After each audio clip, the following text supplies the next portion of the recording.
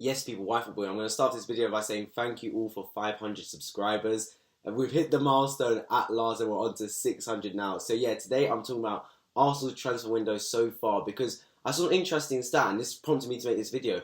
Arsenal have spent the most money in the Premier League on transfers, and actually even in Europe on transfer fees, 132 million pounds. So I was thinking, have Arsenal had a good transfer window? Because if we spent the most money, you'd think, oh, they've had an amazing transfer window, but PSG have had a better transfer window than us. I'd even consider some Premier League clubs, like for example, I'd have Man United's transfer window over our one.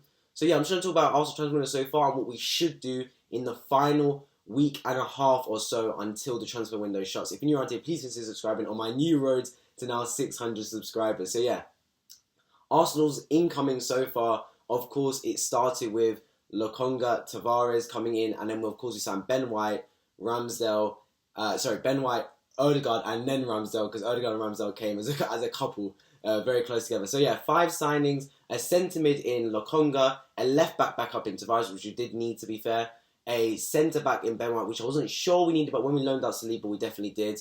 A attacking midfield, which we definitely need in Odegaard, and a backup goalie, which we didn't need in Ramsdale. So yeah, we've addressed certain positions, but still so much more to go. In terms of the actual positions I'd like us to address now, going forward, we definitely need a right back. A right back needs to be priority numero uno on our top of our board. I think we do need some sales as well, because we've only got rid of Joe Willock, who I wouldn't even consider to be dead wood, to be honest. We only got 22 million for him. I'm very, very disappointed in that. I feel like if Liverpool sold him, or even Leicester sold him, they probably could have got 30 million for him. Liverpool got 27 million for Ryan Brewster. Do not ever tell me Ryan Brewster is a better footballer than Joe Willock. We could at least got 30 million for this geezer, especially because Newcastle really wanted him badly.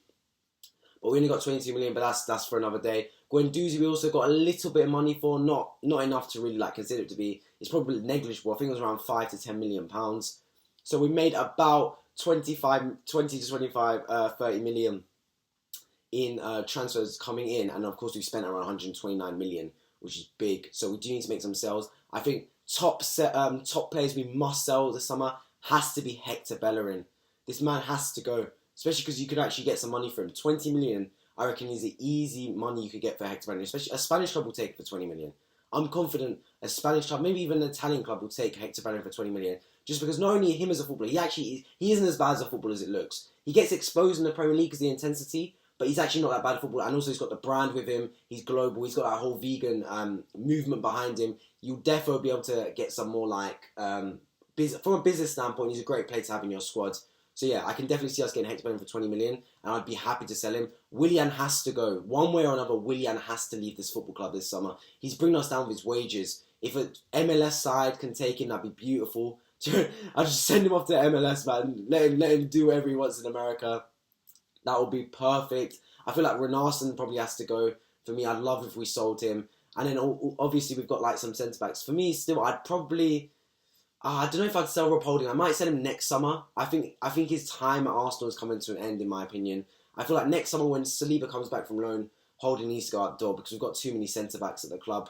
And of course, Kolasinac needs to go. Mustafi needs to go. They're probably going to be contract termination because I can't see anyone in their right mind purchasing these 2 players. But yeah, now let's talk about... so the income is a right back I'd love to see, as I said before. For me, that has to be someone that's going to improve our squad. The players we've signed, the reason it doesn't excite me as much is because not many of them improve the squad. Odegaard, you could say, improves the squad, but we had him last year, so does he really improve it from last year?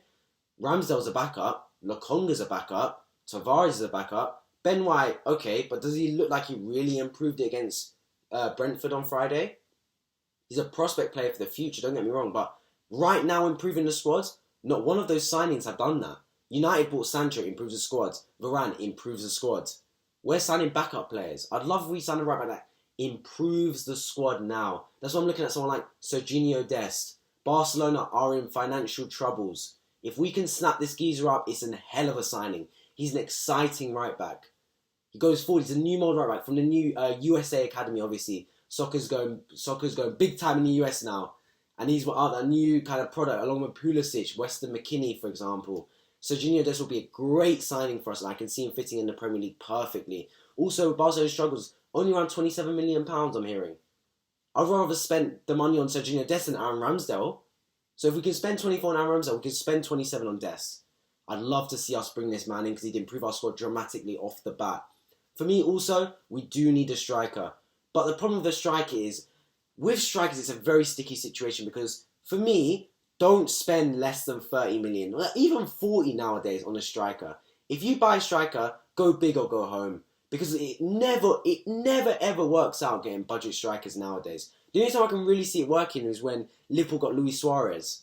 That was the only time I really saw a budget striker work, because more time it just doesn't seem to work. You need to be able to go big or go home with strikers, spend the P's and get a big name player like a Lautaro Martinez, for example. Don't go for 20 million and get like a, I don't know, whoever's like a dead, like mid-level striker. Go big and get a proper goal-scoring finisher. To be fair though, I don't see us getting a striker this summer. I can only see us getting it next year, or unless we sell either Lacazette or Aubameyang, because I see us getting a striker. We're probably just going to stick with them two, which I don't mind. We just need them to regain form, because neither of them are bad strikers by any means. Lacazette is definitely not a bad striker, and Aubameyang he's nowhere near as bad as what we saw. We just need him to regain form. And whether they do that, like, who knows? You know, it's up to them. It's up to training people around them. It's up to the squad around them to try and regain their confidence.